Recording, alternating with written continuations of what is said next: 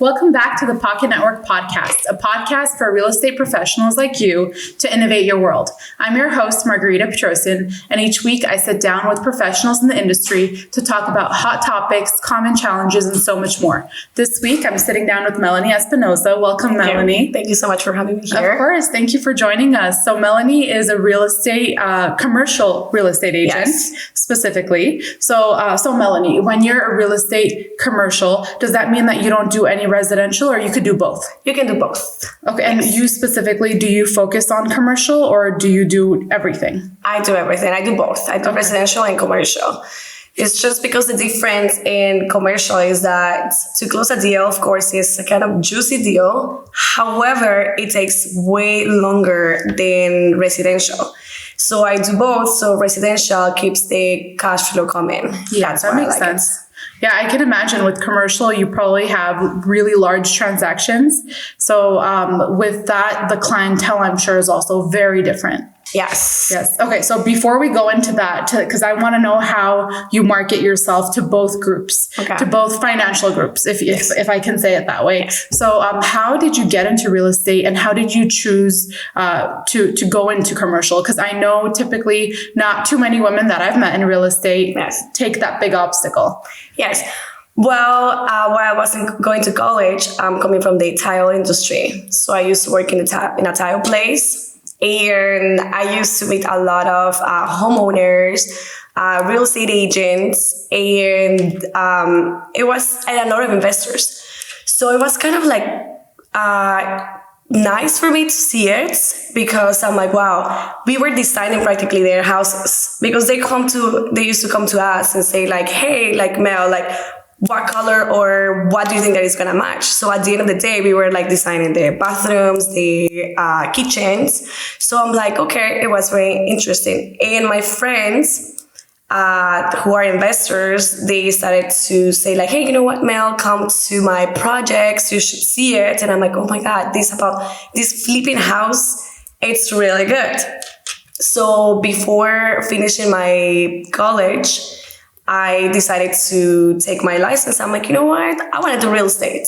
I really want to do it because I saw how they were doing, how they were flipping the houses, how they were making money, how I was helping them. I was working for them. I used to go to one of my investors just to like measure for the kitchen and say, okay, you have to use this type of pantry, this type of cabinets, 1 hour, 2 hours, and tile and countertop, and they used to pay me like $500. For a college student, $500 was really good at that time.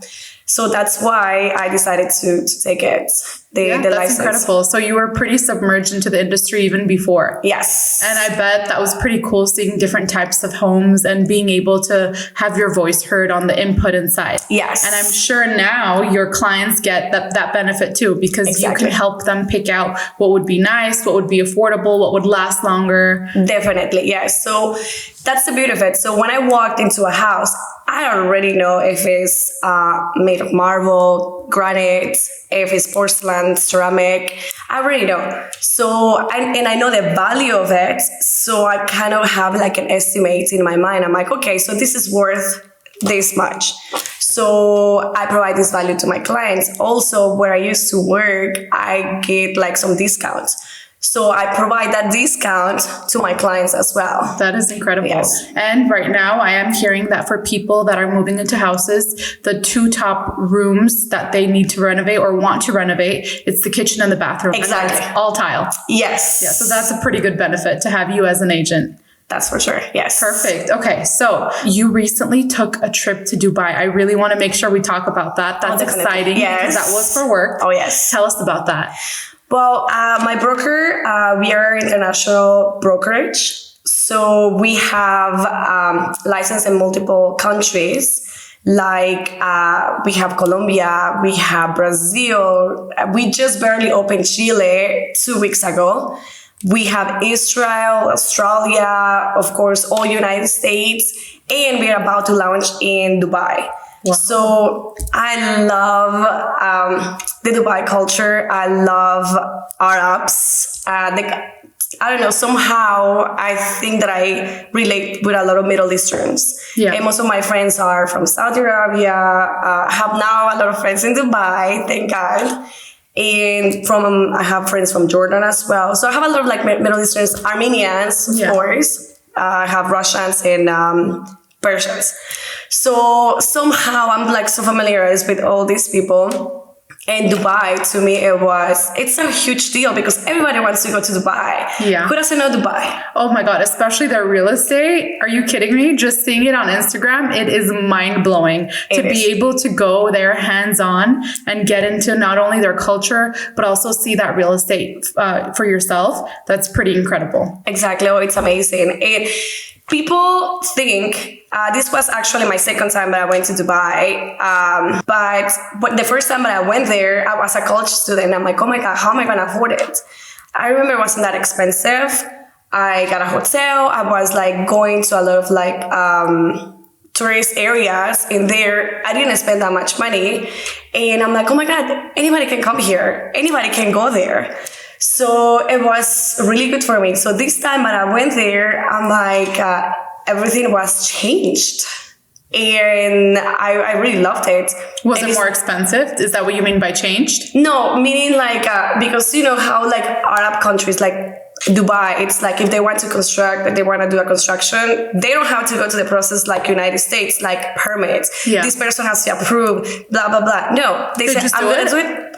Yes, we do it. Wow, that is nice. Yes, because they have a lot of money and they don't have that many rules and regulations. And they have their own construction company, which is the government. It's called EMAC. Mm-hmm. So that's the one that is the government owned. That does everything? Yes, that's the one that, well, not everything, but the major properties there, like Burj Khalifa. I'm pretty sure that everybody knows Burj Khalifa is the tallest building in the world.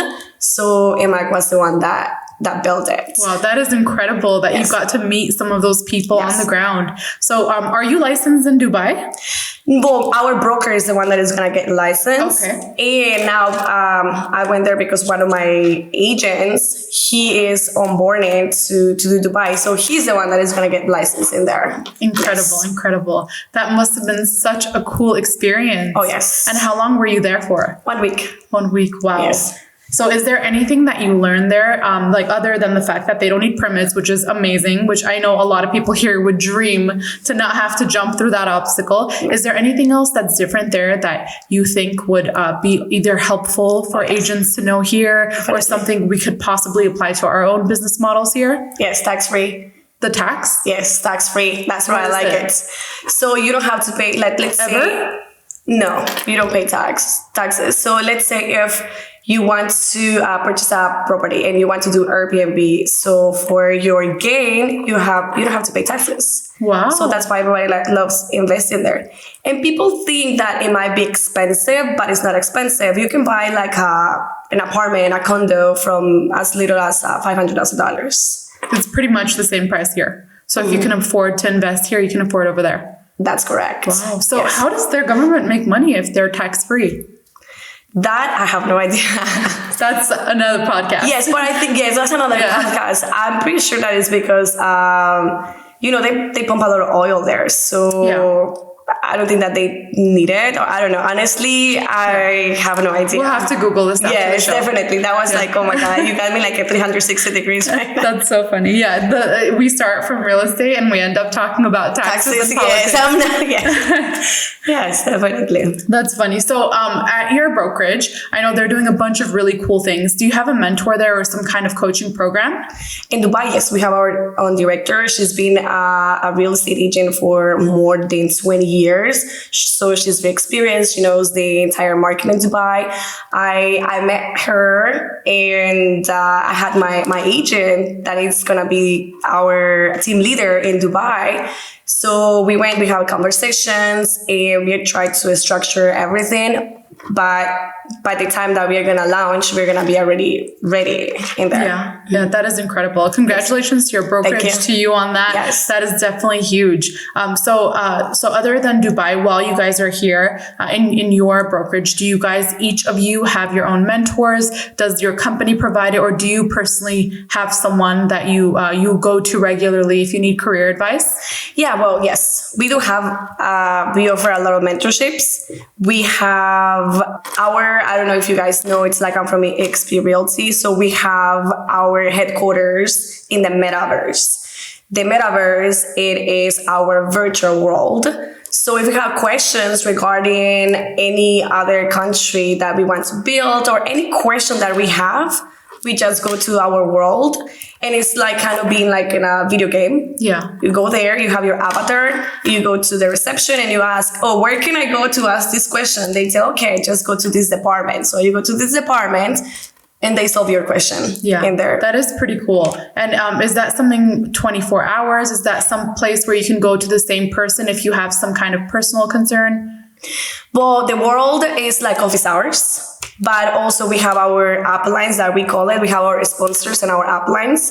So if I have a question, I just call my upline, which is going to be faster. But if it's a more complex that a broker has to be the one that has to answer, is when I go to the world. Or sometimes I just don't want to bother people because I know that everybody's busy. We are all busy. So if I want a quick answer, I just try to go to my world or my sponsor or people that I know. Yeah. And do you think the online, the metaverse version of it is enough? Or do you think that each real estate agent should have their own personal coach or mentor that they can go to, like face to face?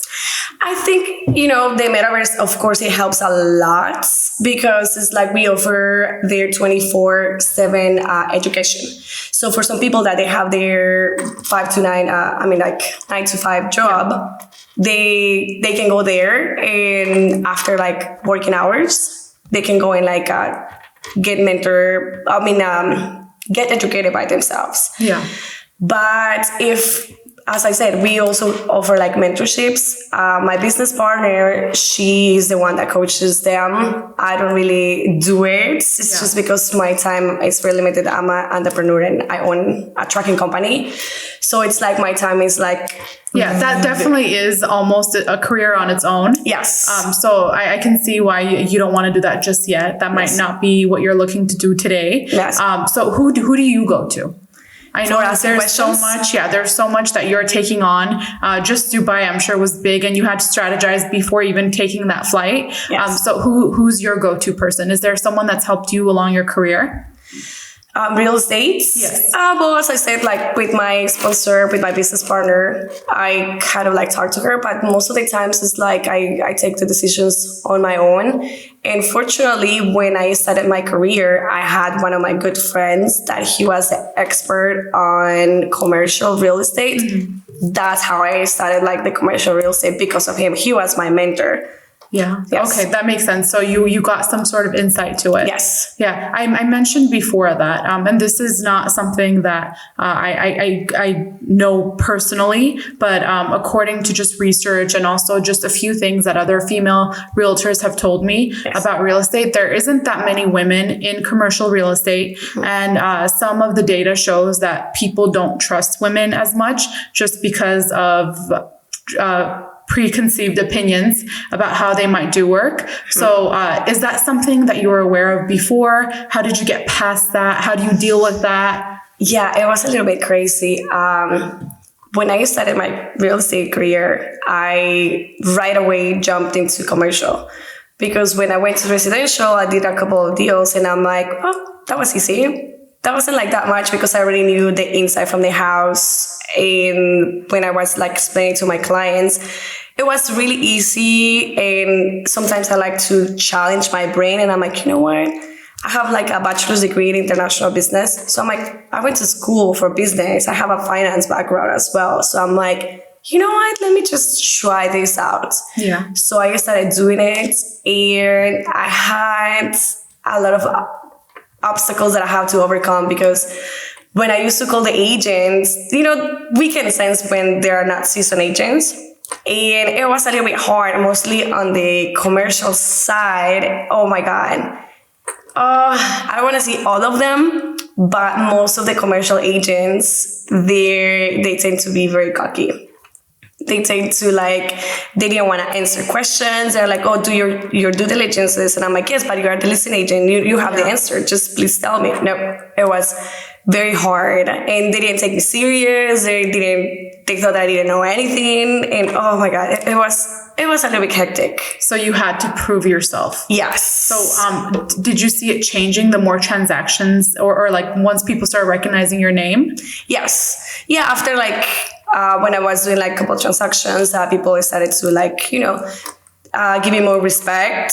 And plus I was getting more seasoned. So it was a little bit easier. But at the beginning, when they don't know you and you enter to that aggressive market, because commercial real estate, they're sharks. Yeah. And they don't care. And what I also like about commercial real estate is because it's all about numbers. Emotions, you have to leave emotions on the side. If the numbers make sense, it's when the deal is going to come along. Yeah, it's very different than the personal purchase of the home you're going to live in. Yes. Yeah. Very different, because when you do residential is there are a lot of feelings from the clients, and you have to find what they're looking for. You have to see if they have kids, so how big the house has to be. If they want a pool, they don't want a pool. If they have kids, they have a big family. You have to make sure that the kitchen is gonna have a lot of space. It's not gonna be a small kitchenette.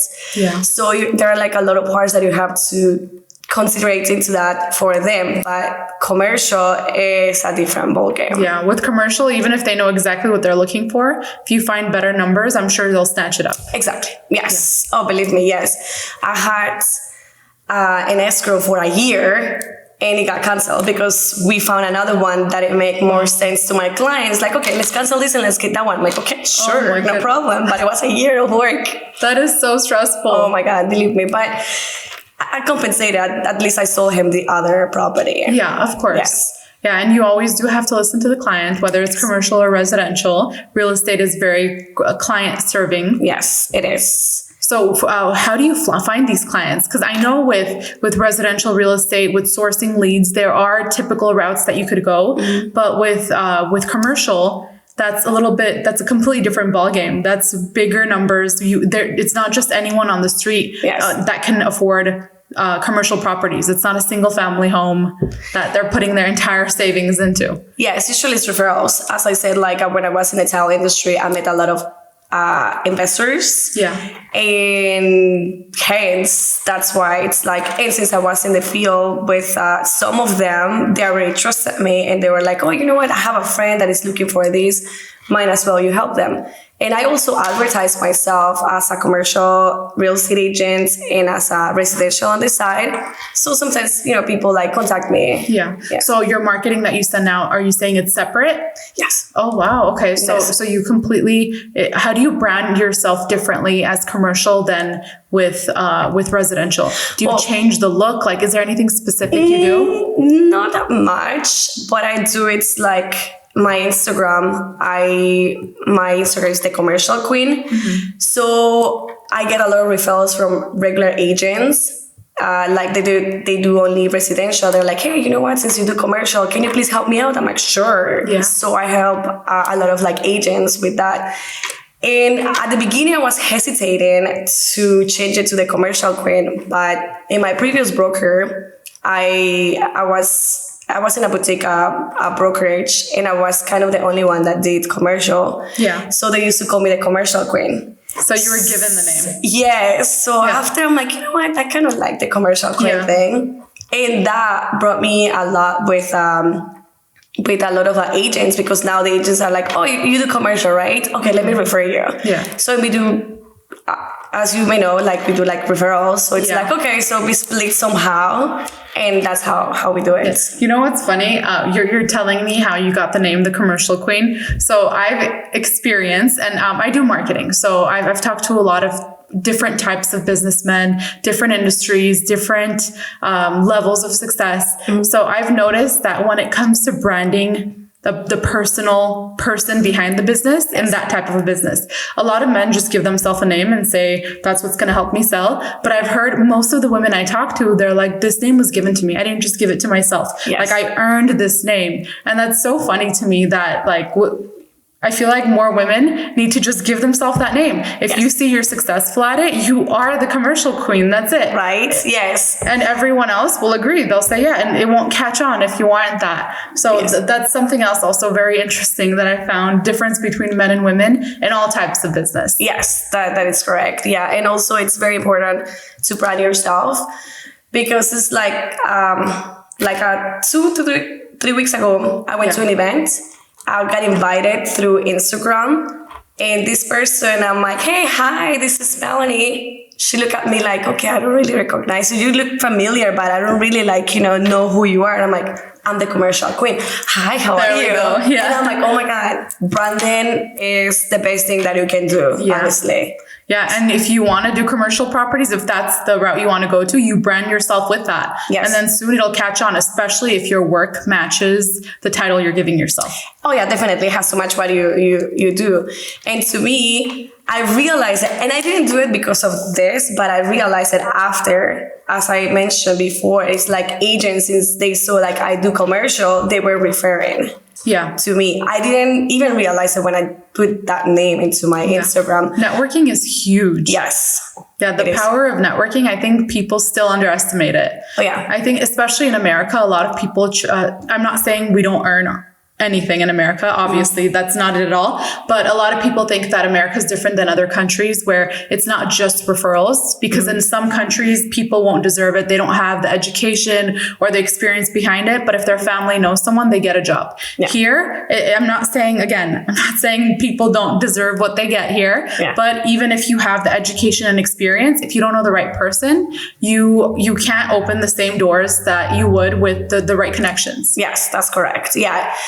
As I always say, it's like not what you know, it's who do you know. Yeah. Yes. Yeah, for sure. And then once you know the right people, you just study up, you get all the knowledge you can get, and you prove yourself, and you start to open the rest of the doors yourself. Yes. But it's really important sometimes, and especially in such competitive industries, to have that hand up. Yes. To be introduced to the industry by someone that they trust. Yes. But also, that is correct. But also, I would recommend like everybody, this is what I do. I go to a lot of events. I go and I Google. At the beginning, I even didn't know how to get into these events. So I went in and I Googled like real estate events. And we just like went out from pandemic. So there were not that many in-person events. So it was a little bit hard to find some. So I went to this event and it was about women. And I'm like, oh my God, I kind of like it. I make really good connections with some financial people. And then I'm like, oh, I kind of like this. So now I go to a lot of events. Any event that I see that is going to bring value to my business, I go. And most of the times I end up like meeting people that I already know. Oh, wow. Yes. So these people that you already know, these successful people are doing the same thing. It just shows how that really works. Yes. I think the Pocket Network, the idea of our website was actually born because of that reason, because we saw the value in networking and being in the room with the right people. Yes. And the pandemic stopped us from being able to do that. Yes. So we built our website so that people can log on, and God forbid we have another pandemic or COVID gets worse or whatever. God forbid any of that happens. But if it does, you're prepared. You can log on to the Pocket Network. There's virtual spaces where you can still continue making those connections and continue joining groups of like-minded people and referring business to each other. Yes. Because that's so important to business. Yes. I've talked to so many agents who are at the top 1% or are the top person in their brokerage. And one of the top ways that they continue to source leads, referrals. Yes. They don't even do too much marketing on the side. Yes, that's for sure. Yes, referrals. Usually like referrals come like with the people that you have worked with. Yes. It depends of the service that you have provide them. Mm-hmm. And we as agents, we are kind of like oh my God, sometimes I have to be the lawyer, the inspector. I have to be even the psychiatrist. Yeah. Oh my God, it's just like sometimes it's crazy. the things that we have to deal, but we have to provide everything to our clients. Insurance, they ask for everything. I just like sold an apartment in downtown LA. So I got good connections with a person that does the utilities. So I'm like, you know what? Let me just help my client to get this headache, because when you move, it's very hectic. So I'm like, you know what? We have a concierge from my company that we can help you out, and they're gonna do the utilities. You don't have to be calling and sending on the line like an hour. You know, when you call like the power, it's like an hour that you have to be there, try to connect it.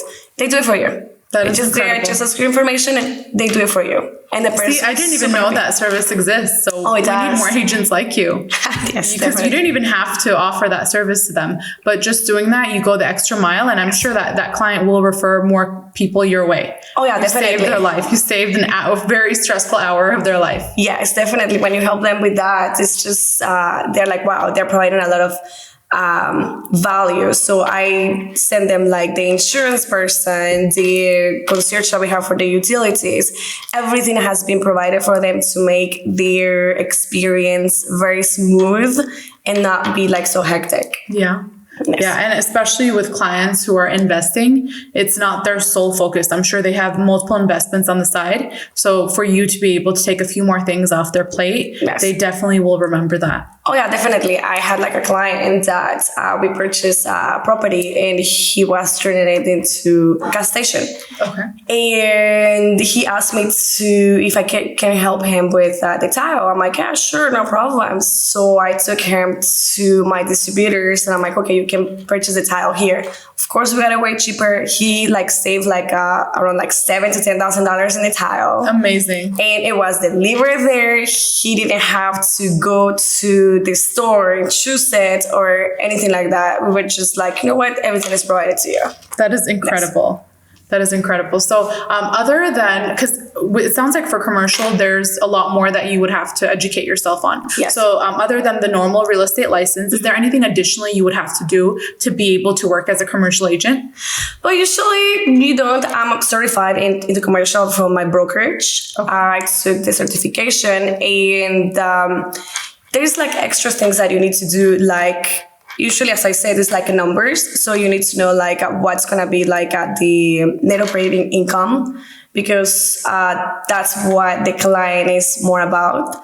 So you need to know the cap rates of the property. So usually like the cap rate, we get it like we get the net operating income. It's like after expenses is what the revenue is. You divide it into the purchase price and you get the cap rate. The cap rate is what's going to tell you how long it's going to take for the client to get his investment. For example, if let's say they get $100,000 and the revenue, the net operating income, and let's say that they purchase for $1 million. So you divide that is 10%. This means that it's going to take them 10 years to get the entire investment that they did. So to get a return? Yes. Okay. Wow. Incredible. So it's more like you would have to know these extra formulas, educate yourself on how to quickly do that in your mind to be able to communicate that to the client. Definitely. Yes. And most investors who have the amount of money that it would take to make these big investments, I'm sure they're well educated on that. Oh, yeah. They already kind of know everything. Yeah. Yes. So if you don't know these things, then they're not going to go with you on this purchase. No, because they're going to be like, how am I going to like try to invest or purchase something that you even don't know what you're talking about. You don't know the basics. Yes. So it's all about like, for example, I'm working with a client right now and we are trying to purchase a 17 units. Okay. So this building, we have to get all the rental income. From the rental income, we like deduct all the expenses. That's where we get the net operating income. Yeah. So you have to educate them and see if it makes sense for them. Also, we have to put into consideration like if they're doing a loan, what's the percentage they are getting? You have to put the taxes. You have to put the vacancy percentage. So you have to do all this for your client and educate them like, hey, you know what? Like you are getting at least money out of it, not for you to put money, because I've seen a lot of people, but they do because they are not well educated into into this. So what they do, they're like, oh my God, yeah, kind of makes sense, but they didn't put into consideration a lot of things. And at the end, instead of like them getting money out of the property, they have to put out of their pockets. Yeah. So financial literacy is very, very important when it comes to investing in real estate. Definitely. Yes. Yeah, that makes sense. So with these clients that you're finding, other than referrals from other agents, where do you go to network with clients with such big pockets? Well, I have like some connections with some lenders that they are like commercial lenders. Yeah. So that's how, like, when they do some events, so some of the big pockets guys come there, and I'm like, okay, let me go. So and it's still through referral basis. Yes, it's incredible. Yes. Is there anything else that you know of? So forget about referrals from professionals. Yeah. Any networking events where you would be able to find these buyers without being referred? Yeah, usually, I also do door knocking. Yeah. When I do door knocking, I go and I'm like, oh, aside of this property, do you own any businesses? Okay. And some people are like, oh yeah, you know what? I own this business, and they start talking. So you knock on the business door? No, I do when I do residential door knocking. So I ask them like, oh, do you have any businesses? Or sometimes it's with my business partner, we go into like businesses and try to get it as well. Yeah. Yes. Yeah, that's so you still go back to what's been taught to most real estate agents originally for residential marketing. So you still go back to the same basics. Yes. Honestly, I don't really like to do door knocking. Yeah. But it works. Honestly, it does work. And it shows also your client that you are there for them. Yeah. So that's why I kind of like doing it just because of it. But other than that... You like doing it because it's effective. You don't like doing it because it's not fun. Exactly. Yes. It's not fun at all. Definitely. Mostly if it's summertime, it's like, oh my God. Of course. Yes. Yeah. Okay. So other than that, so are you a part of any professional association? I know that for commercial real estate, there's the commercial real estate for women. Mm-hmm. And then they have a few other groups. Do you do any networking with them or anything else that you're a part of? Well, the thing is like, okay, thank God of my brokerage. We have our own platform. We have our own Facebook. We are 84,000 agents. And there we have our own group, commercial group. So if I need like sell something or if I need to find something, I just like message there and a lot of agents, they replied. So it's like kind of like within the company as well. Yeah. I haven't done that many for like person to person here because now I'm trying to focus more into residential than commercial. Okay. Because residential is more cash flow, coming faster. Yes. And I want it faster. Yeah. So that's why I'm like trying to concentrate. But when I get the commercial, I'm like, might as well do it. Yeah. No, that totally makes sense. So on average for commercial properties, how long are you in escrow for? It just depends. Let's say and it's going to be dependent on the property as well. I mostly do retail. Mm-hmm. So with retail, if the property doesn't have any like exposed to contamination or something, you're good to go. And if the client is going to purchase it cash, we can close it as like little as like 15 days, 21 days. But if it's loan, commercial loans, they take longer. They take like from 60 days, I think, like 40 to 60 days. There are a lot of things that are going into place because when you do a loan, it's like, okay, with commercial, residential, you do the inspection. Yeah. With commercial, we do the environmental. Mm-hmm. So if there is no sign that it has been contaminated, we're only going to do phase 1. But if it's a sign that it might be contaminated and depends on the level of the water, they're might gonna send it to a phase 2. A phase 2, it takes a longer process because a phase 2, what they do, they drill some like holes in it and they taste the soil. Yeah. So and that takes like a longer process. So it just depends on the property, depends where the property is located, what was there before. I have dealt with some properties that before were like a gas station or they were mechanic shop or they were like a clinic. So all these three things that are gonna like leave some chemicals to the soil. So the city, of course, they want to make sure that it's not contaminated. Of course, especially if you're going to make residential apartments on that. Well, it depends of the, it's going to be depends of the zoning. Yeah. So it's like when it comes to commercial, it's like we have a lot of zonings. Yeah. And depends on what the city is going to allow you to do as well. But if they're going to give you a loan, it has to be clean. Yeah. Yes. Yeah, that makes sense. And that's very reassuring for the people that buy residential properties to make sure that the area that they're living in is clean and they're not going to get sick and there's no health hazards. Yeah. Yes. I know with the concerns with the shipping container homes, a lot of people were thinking of what if there were hazardous materials that were transported in those. But I know that with the people we've talked to, like inside the box California, they use clean, brand new shipping containers only. So there are ways to prevent this. Okay. And I know that there's also a lot of laws.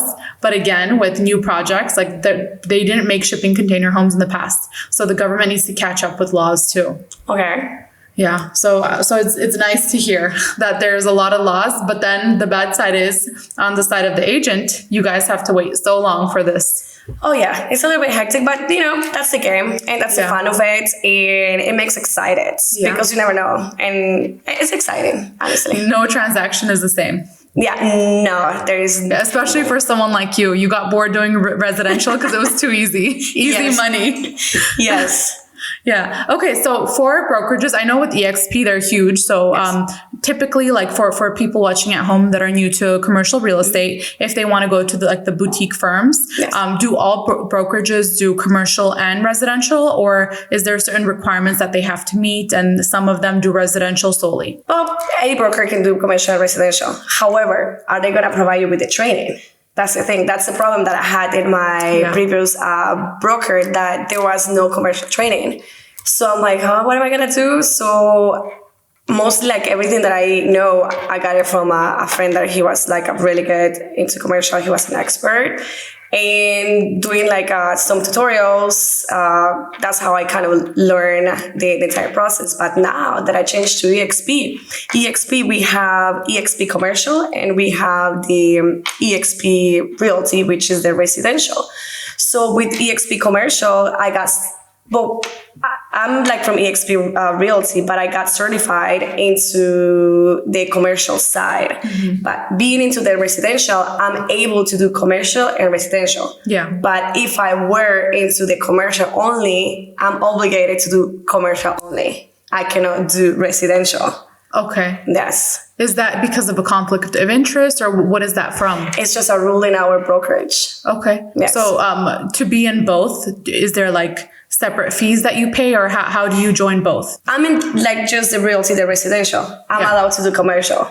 Okay. But so if you joined commercial only, I'm not allowed to do residential. Got it. Okay. Yes. That makes sense. And I'm sure that with that rule, under EXP, if you were to join their commercial side, they probably do generate more leads for you, so you would be busier.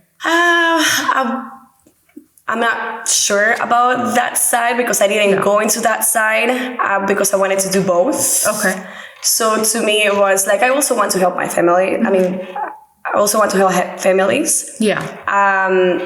It's a really good joy to see also clients when they get the house, that emotion that they get, like, oh my God, they feel so realized because it's one of the biggest investments that they do in their life. Yeah. So that is good. And sometimes they're like easier. Sometimes they can be like more difficult, but I like it. I love showing houses. Some house, and some coming from the tile industry. So every time I go to a house, I'm like, oh my God, this is like a quartz, or this is a granite, or this is marble. So I get so excited about it. I'm very passionate. So I like to do it because I'm very passionate about it. Yeah, no, that makes sense. So for people watching at home, when choosing a brokerage, so one thing that you're recommending is make sure that they have some type of mentorship program, so that they can teach you how to navigate the commercial landscape, because it is very different. So I know that right now, with digital marketing, you Google something and any website might pop up. Yes. If they have a really, really, really good marketing team, even if they don't really focus on commercial, it might still pop up. How can they make sure of this? What do you think they should do? I would recommend them to interview a lot of people, because it's also not about the brokerage. It's also about with whom you partner with. Mm-hmm. It's like you can be in the best brokerage ever, but if your partner or the people that are like around you, they're not the right type for you, the right fit, it's not gonna work regardless. Yeah. So before joining EXP, I interviewed a lot of people, because now I was already a seasoned agent and I knew what I wanted. Yeah. So that's why I was like, okay, let me do my research and let me see which one is going to be best for me. And for me, EXP worked. Yeah. And is this the team that you joined? Is that what you're saying by interviewing people?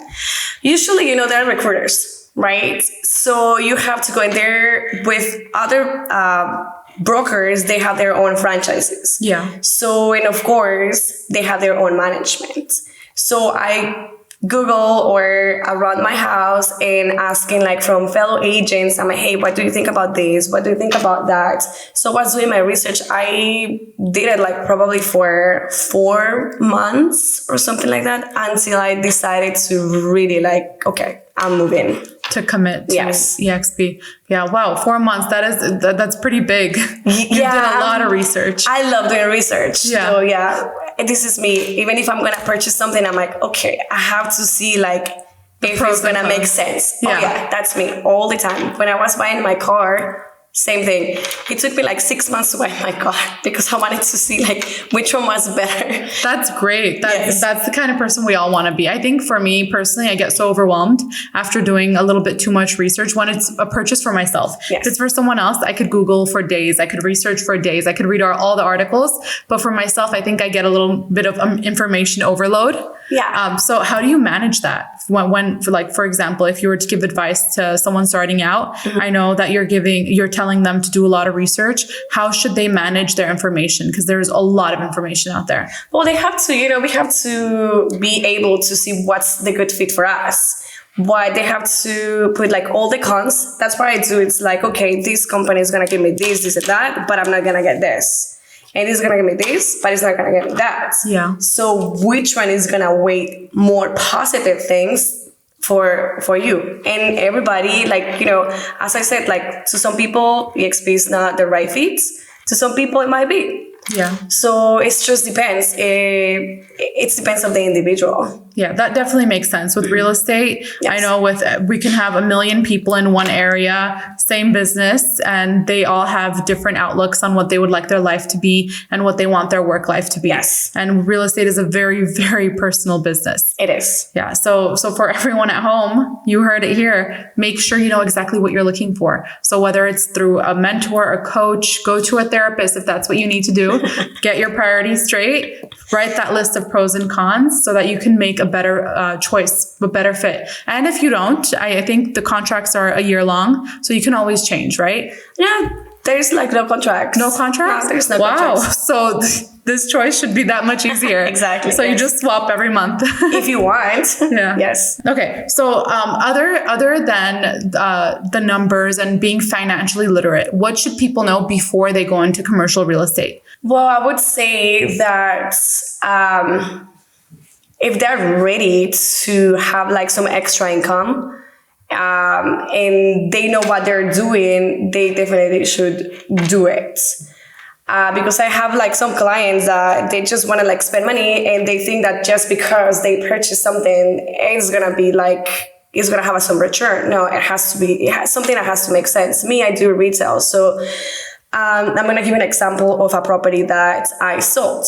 My client, this property had 3 units. The 3 units, they were not making that much profit. The rents were very low. But regardless, for us, it was good because we could buy it for a very little amount. So what my client did, he came in one of the stores. Fortunately, the person wanted to sell the store. So when they sold the store, he made a a lease agreement, which it was way higher than what they were paying. By doing that, he increased the value of the property for $600,000 in 1 month. That is incredible. Yes. How many units were in that place? There were 3 units. 600,000? Yes, 600,000. Wow. I can't imagine. That is incredible. And what he did after, since he did that, he refinanced it and cashed out because he purchased it cash. Incredible. Yes. And then now you can use that cash for something else. Yes, now he used that cash to purchase something else. Genius. Yes. I love it. Yeah, this is the reason you go with a very seasoned agent when Yes. making a commercial purchase. You might be able to get away with an agent who's never had a transaction for a residential property, but for commercial, these are the insights that you really want to know. Yes, for sure. And for people that are just starting out in commercial, maybe partner up with an experienced agent, be a part of their team, or go through one of their transactions with them. Do it for free. The experience that you'll get, I think it's invaluable. Yes. But usually, like, if I have like an agent and they're like, hey, I have a client, I'm like, yeah, of course, I'm going to give you a referral fee. I'm like, depends how much time do I have to put. It's like the amount of the referral that I'm going to give you after. Yeah. Yes. Yeah, incredible. I feel like I learned so much too. So thank you so much for joining us on the podcast. Oh, thank you so much for having me here. Of course. And then for everyone at home, take everything that Melani said and really apply it because she's the commercial queen. Yes. You everything you hear from her, this is what commercial life is like, commercial real estate is like. So decide if it's right for you. Don't go after the money because if you're in escrow for a year, that money that you're going to make really is not worth all the stress that you're taking if this is not the right path for you. So again, like we always say, treat this like a class. It's not just entertainment, listening to Melani speak about how amazing it could be. Apply it to your life, take notes, see if it fits for you, ask questions. You can reach out to Melani, you can reach out to us. We'll link all of our social media down below, and everything that you learn, apply it because change begins at home.